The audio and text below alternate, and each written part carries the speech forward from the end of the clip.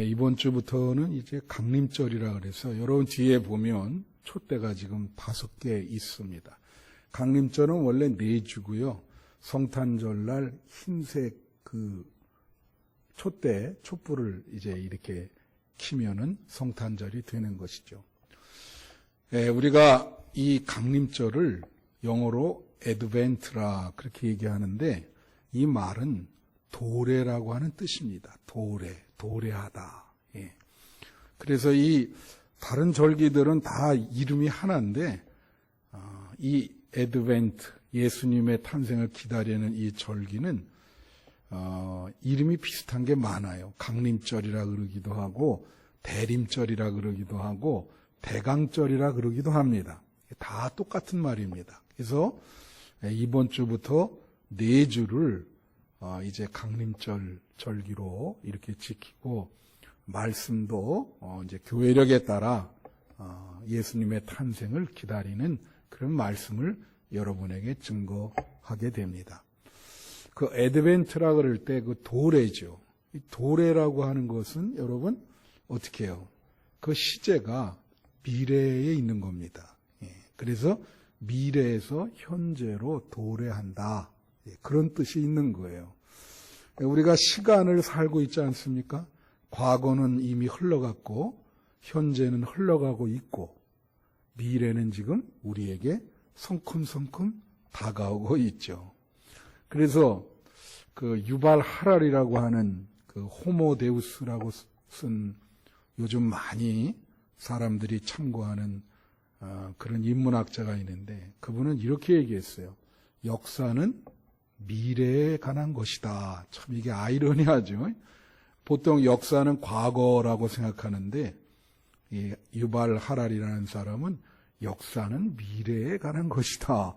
그렇게 얘기를 했어요.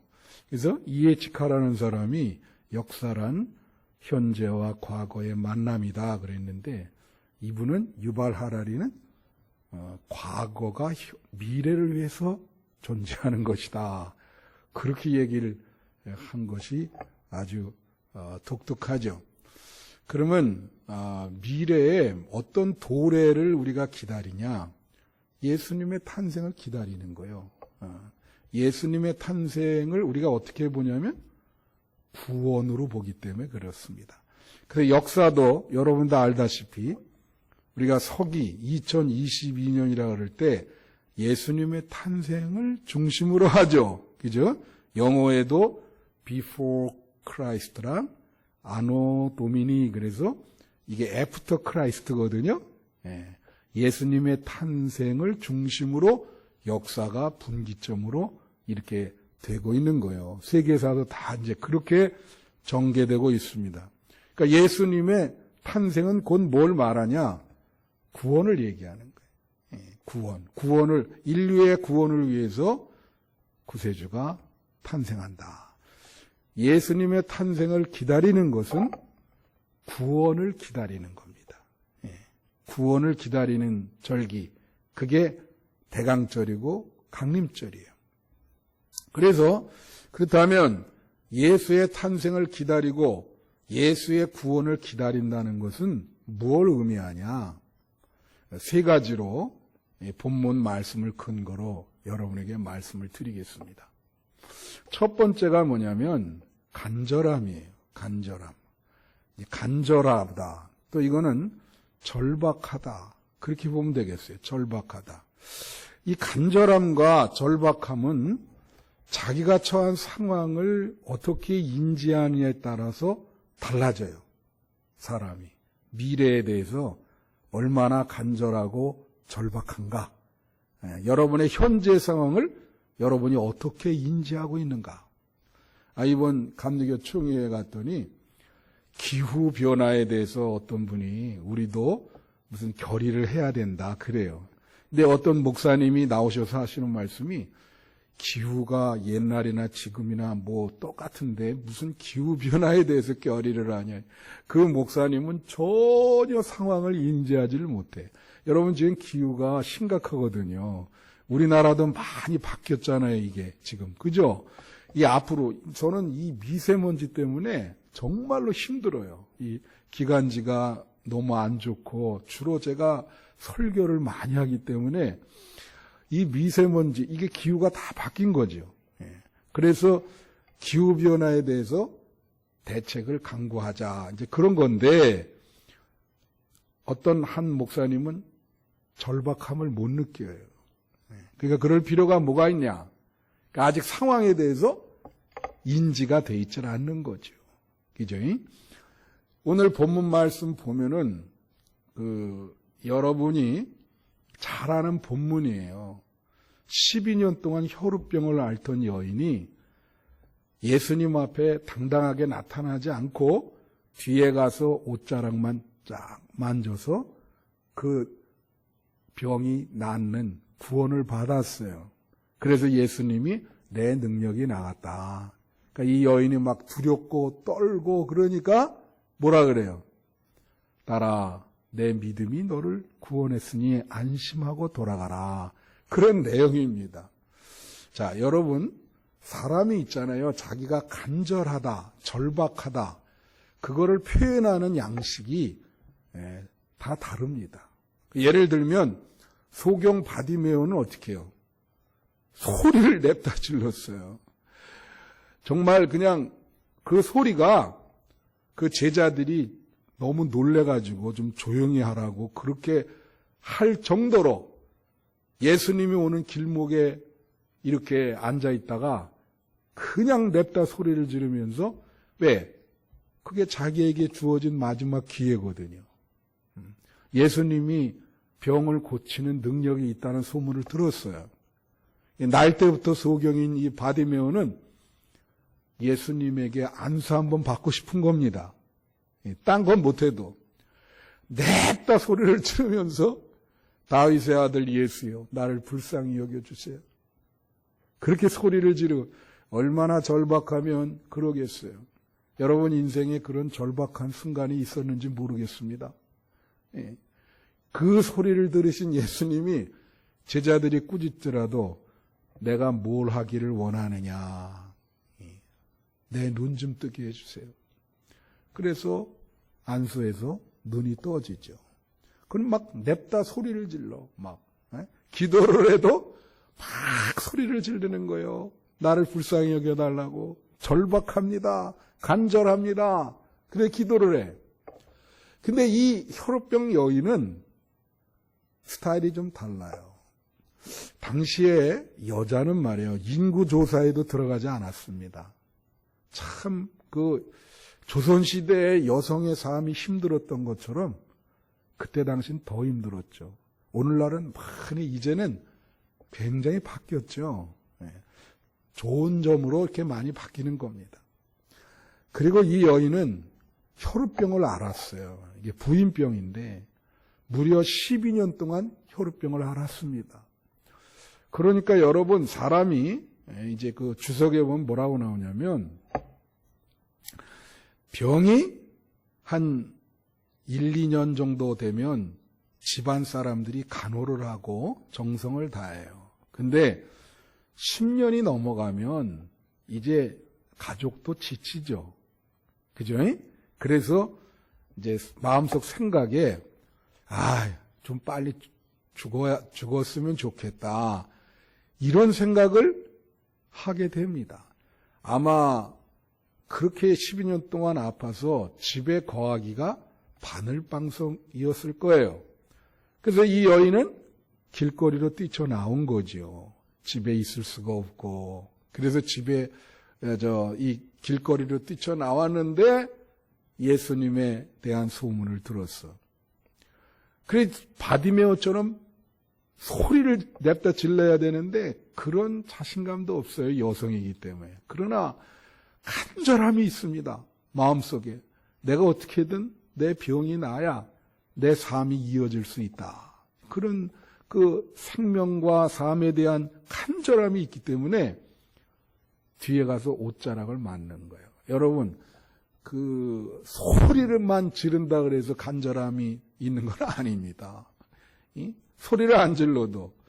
그럼 혹시 그 유치환이라고 하는 사람이 쓴 깃발이라는 시 있어요. 내가 고등학교 때 그 시를 참 좋아했는데 첫 행이 뭐냐면 이것은 소리 없는 아우성, 저 푸른 해원을 향하여 흔드는 영원한 노스텔지아의 손수건이라. 그렇게 나갑니다. 근데 그 첫 행에 이것은 소리 없는 아우성이라 그랬어요. 여러분, 아우성 하면 소리가 얼마나 커요. 그러잖아요. 사람들이, 지금 아우성거리고 있습니다. 저 소리를 보십시오. 그렇게 얘기하잖아요. 근데 이분의 첫 행은 뭐예요? 소리 없는 아우성이라. 그거는 마음속에, 굉장한 간절함, 그 욕구와 소리가 있는데, 그게 아주 조용히 그걸 표현하는 거죠. 소리가 없지만, 그래서 뒤에 가서 옷자락만 딱 만진 거예요.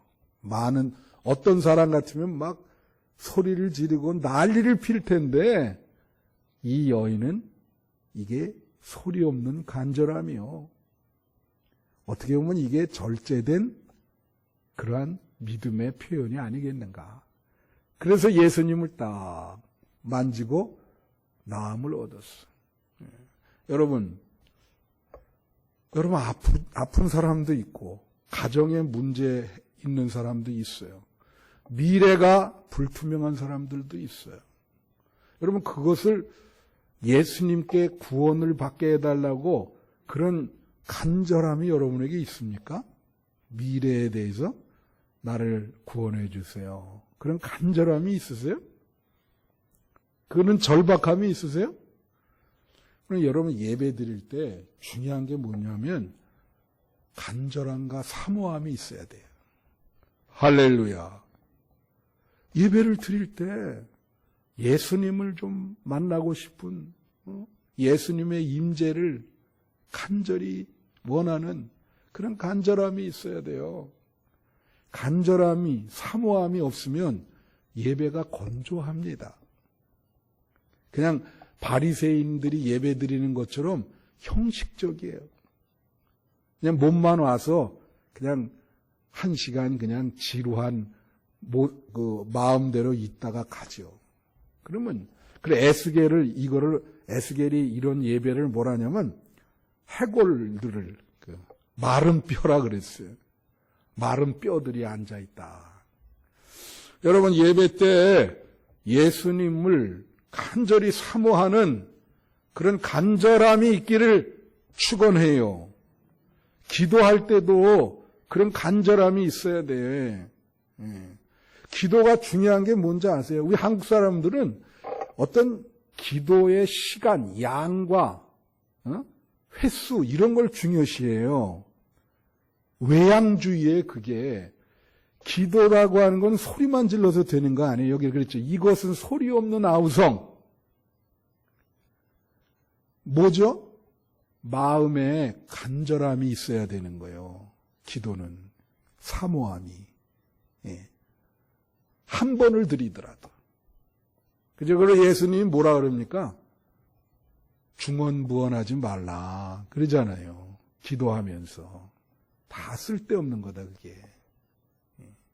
중요한 거, 가장 원하는 거, 간절하게, 절박하게 기도하라. 그러면 이루어질 줄로 믿습니다. 지금은 예수님의 탄생 구원을 간절하고 절박하게 기다리는 그런 절기인 거예요. 여러분이 그런 마음으로 이 강림절 절기를 지나시기를 바라고요. 두 번째는 무엇인가를 하는 것이다. 다 같이 무엇인가를 하는 것. 자, 이게 예수님의 탄생 구원을 기다린다 그러면서 가만히 앉아 있는 건 아니죠. 그죠? 예. 예를 들면 오늘 본문에 보면은 예수님이 찾아오기를 기다리는 게 아니고 가서 옷자락을 만졌잖아요. 뭐라도 저거라도 능력이 있을 것이다. 그렇죠? 바디메오는 어떻게 했어요? 소리를 냅다 지르잖아요. 가만히 있질 않고. 제자들이 가만히 있으라 그랬어요. 그런데도 소리를 질러. 예수님을 만나기 위해서. 나를 불쌍히 여겨달라고 계속 소리를 그냥 악각대면서 지르잖아요. 그거예요. 당시에 이스라엘은 식민지였거든요. 예수님 탄생할 때. 그들의 삶은 너무나 정말 이루 말할 수 없이 피폐했어요. 그래서 그들이 메시아를 바란 거예요. 이 어려운 삶 속에서 우리를 구원할 메시아, 그 탄생을, 시므온 같은 사람은 이 메시아가 탄생하는 것을 보지 않고는 난 죽지 않겠다. 그런 마음으로,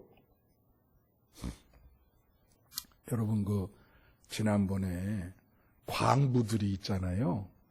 그 탄광 지하에 매몰됐잖아요. 그런 건 뉴스 봐서 아시죠? 예.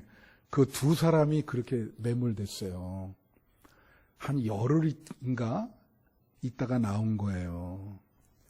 참, 거기 제가 스크랩을 이렇게 다 해놨는데, 일화가 참 많습니다. 그분들이 거기서 나온 그 일화가. 계속 얼마나 불안할까요? 그 상황에 처한다면, 그거야말로 정말 암울하고 어둡고 절박하고 내가 여기서 살아남을 수 있을까? 그런 생각 들지 않겠어요? 예. 근데 둘이 이런 얘기를 해요. 우리가 참 여기서 살아나가기는 정말 바늘구멍 들어간 것보다 어려운데 구원을 기다리지 말고 우리 쪽에서 좀 그분들이 빨리 접근할 수 있도록 조금이라도 이쪽에서 좀 곡괭이질 해가지고 이 막힌 이거를 한번 뚫어보자. 그래서 지금 먹을 것도 없는데 그래도 그걸 계속 팠다는 거 아니에요. 그리고 여러분 잘 알다시피 커피, 믹스 커피가 그게 무슨 정확한 건 뭐냐면 18포인가? 뭐 그렇게 있었대잖아요. 그래 그거를 하루에 한 포, 예? 처음에는 아침 저녁으로 2포 먹다가 물에 떨어지는 물을 이렇게 받아가지고 그 믹스 커피 그거를 타가지고 그걸 마시면서 하루를 버텼다는 거 아니에요. 그래갖고 지금 믹스 커피가 지금 유명하게 됐어요. 불티나게 팔리고 있습니다. 그거 먹고 에너지, 사람이 열흘 동안 물 안 먹고 굶으면 죽죠. 그래도 그거가 살리면서 그 고힘 가지고 그 벽을 계속 판 거예요. 그 나중에 들려가지고 그래서 살아남을 수 있었던 거죠. 여러분, 우리가 예수의 탄생을, 구원을 기다린다는 것은 가만히 앉아 있는 게 아니에요. 그 예수의 탄생을 위해서 여러분이 기도하시고, 그죠? 예. 또, 이 어려운 상황에서 정말로 그리스도의 사랑을 나누고, 뭐라도 이렇게 하면서 탄생을 여러분이 기다려야 되는 것입니다. 네, 마지막으로 기다린다는 것은 미래를 앞당기는 것이다. 그런 거예요. 미래를 앞당기는 것이다. 자, 여러분이 지금 인생을 지금까지 살았다는 것은 시간을 산다는 걸 말해요. 그죠? 예. 연세 드신 분도 있고 또 아주 지금 40대 되시는 분도 있고 그래요. 그러니까 인간의 시간을 나누면 어떻게 될까요? 과거, 현재, 미래가 있어요. 그렇죠? 여러분, 연세가 들수록 어떻게 될까요? 과거는 많아지고 미래는 이제 짧아지는 겁니다. 짧아진 미래라. 그렇게 되죠. 과거라 그럴 때, 우리가 여러분 과거 있잖아요. 때때로 보면, 지금도 그런 정치, 경제 이렇게 보면, 과거의 기억을 자꾸 왜곡하는 게 있어요. 왜곡. 우리도 너무 먼 과거면요, 자꾸 우리 자신이 우리를 왜곡시킬 때가 있어요. 이 기억을. 그게 아닌데. 그 너무 멀기 때문에, 어렸을 때 이게 깜깜하죠? 근데 과거라 그럴 때, 과거는요, 망각된 과거가 있고, 기억돼서 우리에게 교훈을 주는 과거가 있는 거예요. 근데 과거가 망각이 되면 그건 살았지만 사는 게 아니에요. 대부분의 과거는 망각돼 있습니다. 여러분에 하나 물어볼게요. 10년 전, 지금 오늘 11월 20 며칠이죠? 25일. 10년 전 11월 25일 날 여러분 아침, 점심, 저녁 뭐 먹었는지 기억나세요? 전혀 기억 안 나죠? 그죠? 그런 거는 인간이 기억의 존재이기 때문에 대부분 과거의 90%는 망각이 돼요. 전혀 생각이 안 납니다. 나에게 의미를 내가 살았지만 살은 게 아니에요, 그거는. 근데 어떤 사건은 굉장히 또렷이 기억이 돼. 그래서 내 마음에 어떤 생각이 드냐면, 내가 그때 참 그러지 말았어야 되는데. 그지? 아직도 살아서 나에게 역사해요. 사람이 트라우마가 있다 그랬죠. 그거는 과거가 영향을 굉장히 주는 거예요. 그 과거에서 벗어나야 되는데 그게 영향을 주니까 그걸 어떻게 벗어날 수 있겠나. 근데 좋은 교훈을 주는 과거도 있어요. 자, 현재를 한번 봅시다. 현재 지금 시간이 가고 있어요. 예? 근데 어떤 분들은 이 현재를 그래도 참 어떻게든지 성실하게 살라 그래. 의미가 충만하게. 열심히. 근데 어떤 분들은 이 현재를 캐세라세라란 말이에요. 캐세라세라. 에이, 그냥. 예? 그래, 미래를 한번 생각해, 미래. 그 하라리의 말처럼 여러분, 인간에게 제일 중요한 것은 미래입니다. 미래. 여러분, 미래가 어떻게 될 것 같아요? 미래. 미래라고 하는 것도 두 가지가 있어요. 아까도 말했지만 우리가 미래를 그냥 적당히 되겠지 그렇게 생각하는 분들이 있거든요. 근데 미래가 그렇게 적당히 되질 않습니다. 예? 그러니까 미래를 그렇지만 앞당겨 생각하는 사람이 있어. 그래서 그 미래를 위해서 준비를 한다고. 아까 그 기후변화 얘기했죠. 그냥 적당히 되겠지 이렇게 생각하면 큰일 나요. 미래에 대해서 우리가 앞당겨서 준비를 하자. 준비를 하자. 미래를 앞당겨서 준비를 하는 거예요. 예수님의 탄생을 앞당겨서 준비를 해. 제가 그 밴쿠버 이제 기독교 방송을 하는 그 해외에서 이 기독교 방송하는 게 어려워요. 근데 그 여자 권사님이 그걸 하시는데 그 유화 권사라는 분인데 지금도 하시는지 모르겠어요. 그래서 도움을 달라 그래서 많이 도움을 드린 적이 있는데 여자가 그 기독교 방송을 운영하는데 얼마나 어렵겠습니까? 그죠? 예. 그 돈이 많이 들어가거든요, 이 방송이. 근데 한 번은 와서 간증을 해요. 자기 남편이 기독교라고 하면 아주 절레절레 흔들고 정말 술만 먹는 술고래였다는 거예요. 아무리 남편이 교회 좀 나오게 해달라고 기도를 해도 전혀 관심이 없어. 근데 어느 날 어떤 생각이 들었냐면 아침에 새벽 기도가 하는데 남편 그 신고 다니는 구두 있잖아요.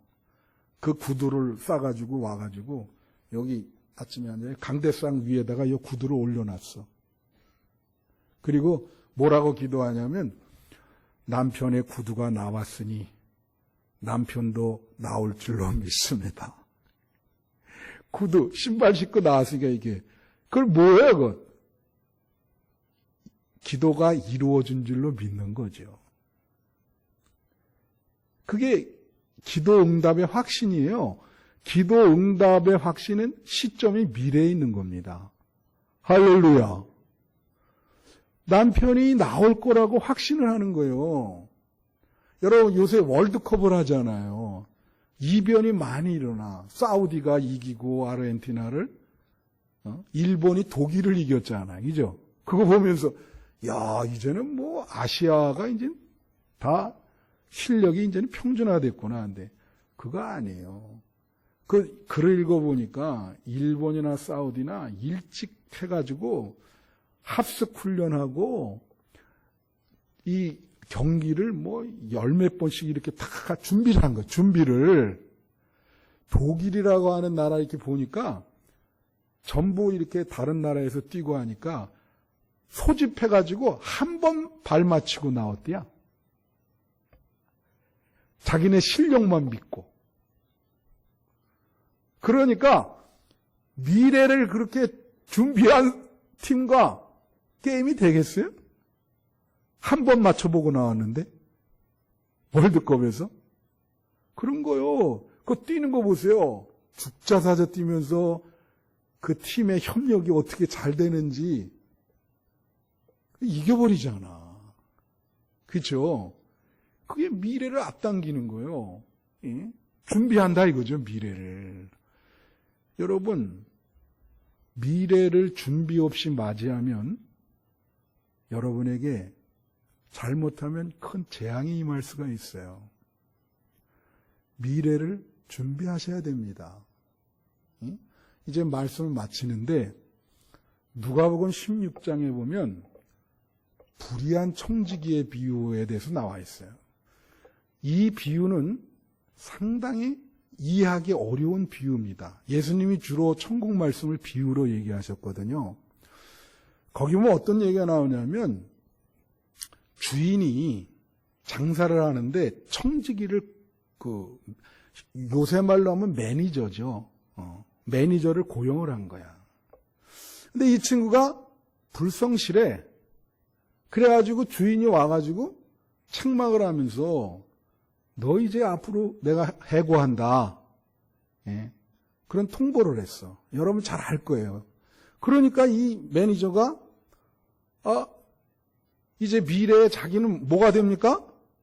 실직자가 되는 거예요. 해고를 당한단 말이에요. 그러니까 어떻게 했냐면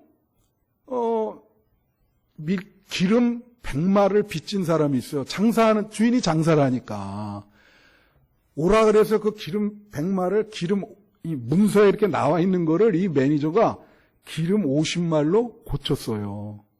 너 50말 한 거로 하자.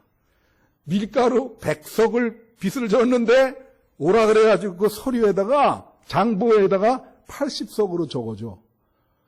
거기 빚진 사람들 주인 몰래 다 그렇게 한 거예요.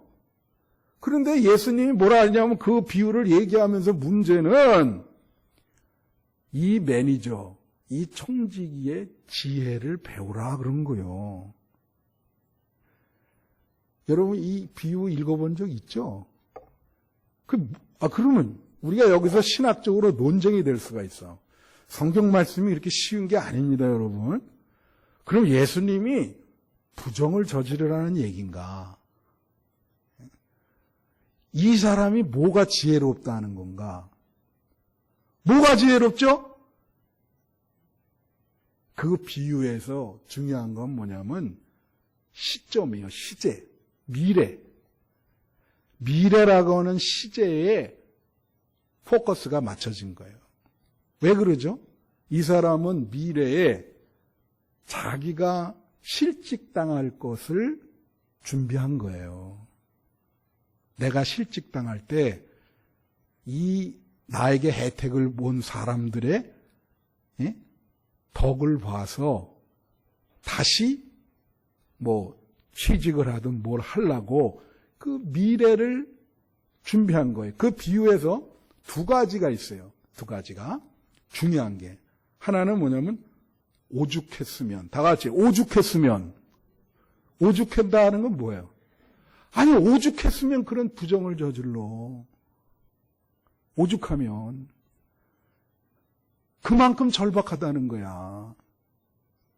미래를 준비하는 게. 그렇잖아요? 또 하나, 그건 뭐냐면 미래라는 거예요. 미래. 오죽했으면과 미래가 그 비유를 이해하는 가장 중요한 단초가 되는 개념인 거예요. 자, 그런데 이 마지막 19절 한번 보세요. 누가복음 16장 19절에 뭐라는지 아세요? 이거 보세요. 여기 뭐라고 나오냐면 이런 말씀을 하세요. 내가 너희에게 말하노니 불의의 제물로 친구를 사귀라. 그리하면 그 제물이 없어질 때 그들이 너희를 영주할 처소로 영접하리라. 영주할 처소. 다 같이 영주할 처소. 잘 들어요. 이제 이게 말씀 마칩니다. 요것만 해드리고. 우리의 궁극적인 미래가 뭡니까? 죽음입니다. 불행하게도. 지금 예수님은 천국을 얘기하시는 거예요. 여러분이 영주할 초소가 어디예요? 천국입니다. 예? 쉽게 말하면 우리의 궁극적 미래가 죽음이기 때문에, 그죠? 죽음 이후의 삶을 준비하라는 거야. 준비하라.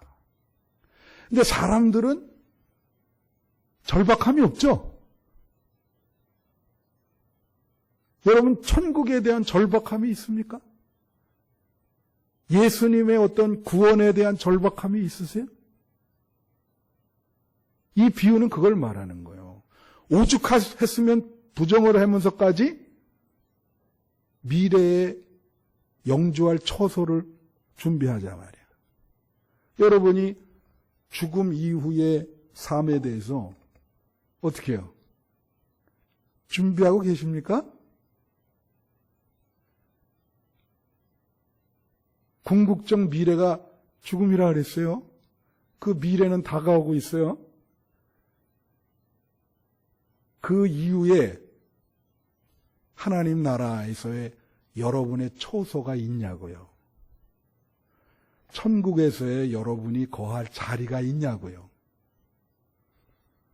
이제 천국행 비행기가 있는데 티켓이 없어. 탈 수가 없는 거예요, 거기. 그런 얘기예요. 이 강림절은 바로 그러한 천국, 예수님의 탄생, 하나님의 나라의 도래, 구원, 그걸 애타게 기다리는 절기입니다. 다른 건 몰라도 여러분에게 미래에 대한 절박함이 있기를 축원해요. 미래에 대한 준비가 이루어져야 되겠다. 그 간절함, 그 절박함, 뭐라도 해야 되겠다. 그런 마음으로 이 강림절 절기를 지나시는 여러분 되시기를 축원합니다. 기도하겠습니다.